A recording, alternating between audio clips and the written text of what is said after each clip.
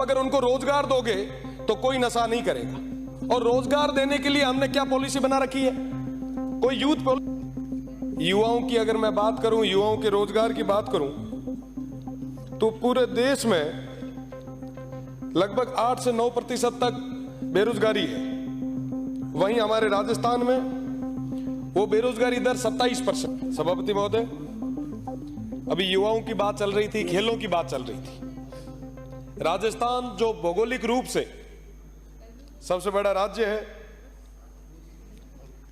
युवाओं की अगर मैं बात करूं, युवाओं के रोजगार की बात करूं, तो पूरे देश में लगभग 8 से 9% तक बेरोजगारी है। वहीं हमारे राजस्थान में वो बेरोजगारी दर 27% है।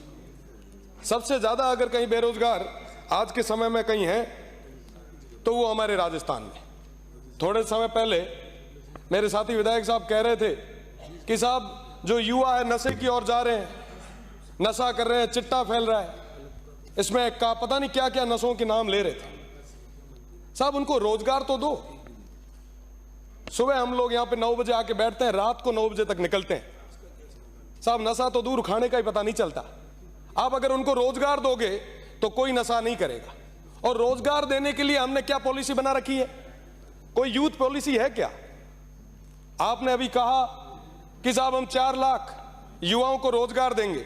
मैं स्वागत करता हूं, मैं टेबल बजा के आपके इस फैसला का स्वागत करता हूं। पर 4 लाख युवाओं को रोजगार दोगे कैसे? वर्गीकरण किया आपने? आज के समय में हमारे यहां पे 2.5 करोड़ 2.5 करोड़ के आसपास 18 साल से कम युवा है। 88 लाख तो पहले से ही बैठे हैं और आने वाले 5 साल में 70 लाख की एक भीड़ और तैयार हो जाएगी। 1.5 करोड़ जो बेरोजगार होंगे, उन 1.5 करोड़ में 4 लाख नौकरी। क्या ये ठीक है? कया करे कि साहब ऊंट रे मांडे जीरे वाली स्थिति हो जाए। हमें नए संसाधन डेवलप करने पड़ेंगे हर क्षेत्र में। उसके लिए हमें सभी को मिलकर काम करना पड़ेगा। मेरा निवेदन कि यूथ पॉलिसी बनाई जाए। यूथ पॉलिसी पे हम सब मिलकर काम करते हैं। और मैं तो प्रदेश की सरकार से, हमारे खेल मंत्री जी से, युवा मंत्री जी से मैं निवेदन करना चाहूंगा कि अगर यूथ पॉलिसी में अगर कोई समस्या आ रही है, मैं यहां पे पूरी जिम्मेदारी के साथ कह सकता हूं, आप ये जिम्मेदारी हम पे छोड़ें। आने वाले 7 दिन में यूथ पॉलिसी बना के आपके सामने रखेंगे, इस सदन के सामने रखेंगे, ये विश्वास के साथ कह रहा हूं। साहब अभी खेलों की बात हो रही थी। आज से ठीक 3 दिन बाद पेरिस में ओलंपिक गेम हो रहे हैं। हमारे पूरे दुनिया भर से 10,500 खिलाड़ी उस ओलंपिक में भाग लेंगे। सब देश के 117 खिलाड़ी वहां पर भारत का प्रतिनिधित्व करेंगे। उन 117 में से हमारे राजस्थान के कितने हैं? राजस्थान के हैं मात्र 2 लोग। और जो 2 लोग वो जा रहे हैं राजस्थान की तरफ से, राजस्थान गवर्नमेंट ने 1 रुपया उनके प्रशिक्षण के लिए नहीं लगाया। वो खुद के खर्चे से वहां तक पहुंचे। हम बात करते हैं साहब हम खेलों में आगे बढ़ेंगे, कैसे बढ़ेंगे हम आगे? साहब मैं निवेदन करना चाहूंगा कि अभी तक जो खेल परिषद जो यहां पे खेल संचालन का काम करती है, उसके अंदर कुल 41 रजिस्टर्ड गेम है। 50 जिले हैं। अगर एक जिले में 41 लोग लगाए जाए तो लगभग 2050 के आसपास प्रशिक्षकों की हमें जरूरत है। पर बड़ा दुख होता है साहब, 248 खेल प्रशिक्षक की स्वीकृति हो चुकी है और वहां पर 66 प्रशिक्षक ही लगाए हुए हैं। लगभग 182 पद खाली पड़े हैं। एक भी अपने पास कोच नहीं है।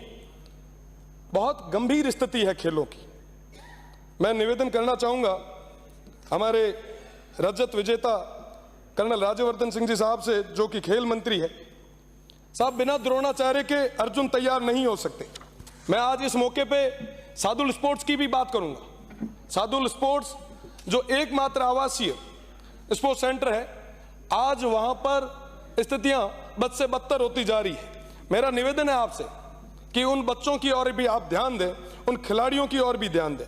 पिछले 16 साल से उन खिलाड़ियों को भोजन भत्ते के रूप में 1 रुपया भी इजाफा नहीं किया गया है।